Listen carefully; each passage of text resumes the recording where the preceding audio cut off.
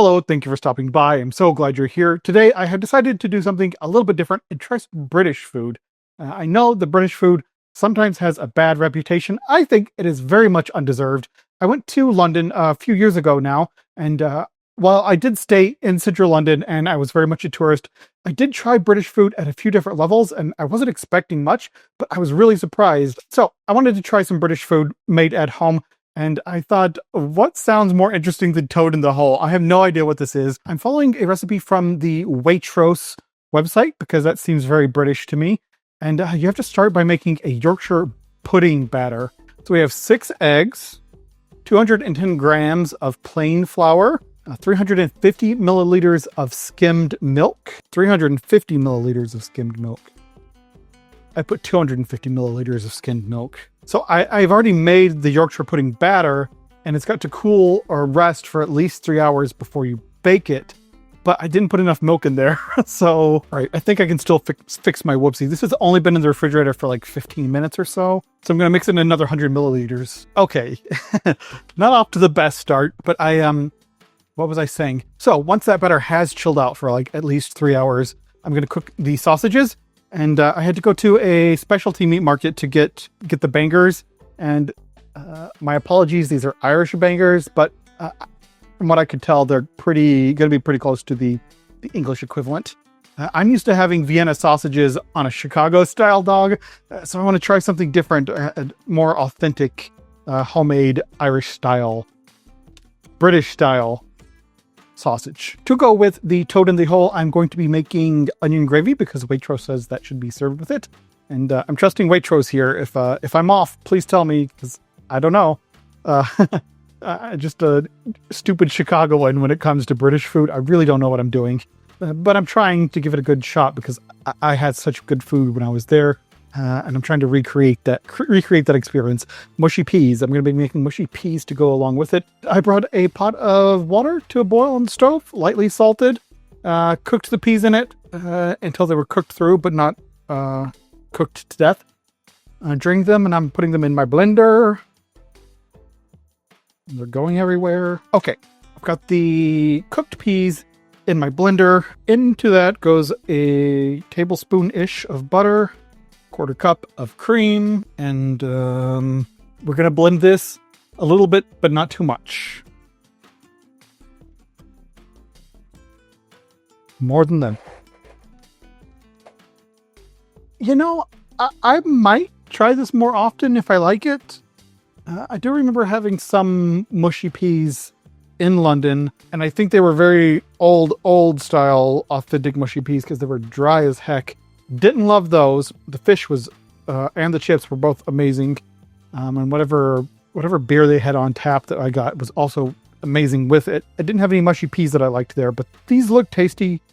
They smell good. I mean, butter and cream help everything, right? All right, the mushy peas are done, and it is time to make the onion gravy. So we're going to start by slicing an onion. A little bit of Earl. Sliced onion. So I'm going to cook this on down a bit. So we're going to add in a couple of tablespoons. We're adding a couple of tablespoons of flour. Mix that on in. Cook it a bit. 400 milliliters of beef stock. Got a teaspoon of mustard. Teaspoon of dried thyme. And I'm going to go whole hog here with a tablespoon of Worcestershire. Some to grow on. Mix that all up. Add salt to taste. Needs a lot of salt. Whoa. I used unsalted beef stock because they go crazy with the salt in the beef stock. Let's give it another taste. Better. I'm trying to cut back the salt I'm using, so let's add in some MSG. And a little bit of this no salt alternative. Sodium-free salt. This is potassium chloride. Delicious. All right. That's tasty. Different.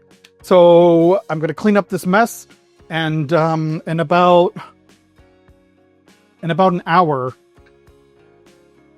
that stuff is going to be ready. All right, this has been in the icebox for 3 hours. I'm supposed to pull it out 30 minutes before use because it's foamed up a little bit, which is weird. So I cut an onion into wedges. The Waitrose recipe said to use red onions, but I had just spent $11 dues and 50 cents on 5 sausages. So I got the onions that were on sale, not the separate red onions. So I just used the yellow one. I put it into an enamel baking tin, which I interpreted to be a casserole dish. And now it is time to, I gotta bake. That needs to be at 230 C, 450 degrees Fahrenheit. So I'm going to pour some olive oil onto these onions and mix that around a bit. Get a little bit of salt. Okay, supposed to add the sausages in here too. Not as many sausages as they said to use, because I wasn't buying 2 or 3 packs of. How many did it say to use? 12 sausages. No, thank you. I'd had to buy 3 packs of this. So actually, maybe I should be cutting this in half. Should I be cutting this recipe in half? Because this is a lot of onion too. Place into a large metal or enamel roasting tin, about 23 by 35 centimeters. How many American bullet casings does that translate into? Okay, that's 22 centimeters. It's like 32. So this is about it. A little small, but about what they said. Seems pretty heavy on the onions. I don't know how you'd fit 12 sausages in here, but maybe because these are like homemade, or like they were made by a butcher, like freshly made by a butcher. Maybe if you bought like a store pack, that'd be closer to like hot dog size. So I got the onions all coated in Earl. I got the bangers all coated in Earl. Let's put them in the oven and bake them for a bit. 15 to 20 minutes until the sausages are browned on top. Okay, these were in the oven about 30 minutes. The casserole dish is screeching hot. The onions have started to cook, so I'm going to put the batter in here, and I'm supposed to try to keep it off of the top of the sausages so that they'll still show through at the top. So, I don't know how I'm going to do this without getting it on the sausages. Well, that's too slow. Let's just pour it. It is what it is. So while this is all screaming hot, it's going back in the oven. I'm shutting the door. 30 minutes, no touching, no peeking, none of that. Back in she goes.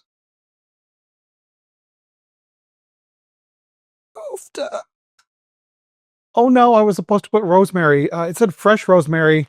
I only have the dried stuff. I'm going to try to sprinkle this on.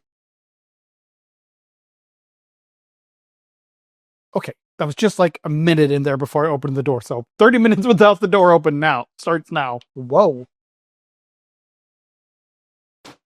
Okay, I got plenty of puff on it. Look at that.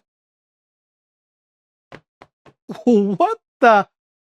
Maybe the pan was a little bit too small for it. The casserole dish. Look how much it puffed up. Look how crazy that is. Y'all, this is nuts. I was not expecting this. It looks so fluffy and savory. Let's get to the table. I'm ready to eat. All right, here we go. Here we go. I'm enthusiastic about how delicious this looks. It did deflate a little bit from its initial very impressive fluffiness, but it still feels very light and fluffy as I cut through it. Very unique. I'm going to try it on its own first, and then I'll put the gravy on. It's delicious. So unique. It's definitely eggy, almost like a savory bread pudding, but without the chunkiness of the bread. Wow. Gonna get a piece of this sausage. Interesting. It is close to an American breakfast sausage with a lot less seasoning and maybe a little bit more filler to give it a smoother texture. Let's give it some onion gravy. Oh, I didn't try the mushy peas. They smell like peas. Very, very tasty. Surprisingly tasty. It's still a nice, fresh, clean pea flavor. There's still a nice, fresh green pea flavor. I think the British would say it's Moreish. The Americans like to make up words to replace words that already exist, so we would probably call this craveable.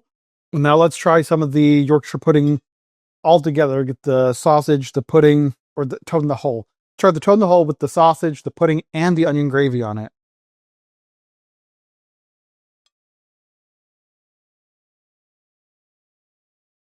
This is so flippin' tasty. I am literally shocked at how tasty it is. I was expecting it to be all right, not this good. I think a lot of the reputation that British food gets for being bad comes from the name. Like, y'all need to get some better PR, some better branding here. Come on, Mushy Peas. These are not mushy peas. They're like, I don't know, call them Victorian peas, call them Queen Anne's peas, something with a little bit catch to it, because they're not even mushy. They're fresh and tasty and just really delicious. Mushy peas does not do this dish justice. Toad in the hole? Come on. Who wants to eat a toad? Like, you're thinking of a frog hiding in a muddy hole. That doesn't sound delicious at all. Onion gravy, a little bit better. Still doesn't sound that great. It's like stinky and I don't know. You picture something stinky and goopy. This is delicious. Come on, Britain. It's the PR that really gets the foods a bad name. I think this Yorkshire pudding came out great. It was really fluffy. Everything tastes delicious. But if somebody watches this who knows this food as your native food, let me know. Did I make it correctly? Did I do something wrong? Could I have done something different? If you've liked this video, please give it a like. That helps more than you can know. If you have not already, please subscribe. A significant portion of people who watch my videos are not subscribed, which is crazy. And I'm trying to get to 1,500 subscribers. I am almost there. I think I was like 15 away at the last check-in. If I could get 15 subscribers by the end of this year and get up to that 1,500 mark, it would bring me joy. But other than that, thank you so much for watching, and I will see you in the future. All right, dig in.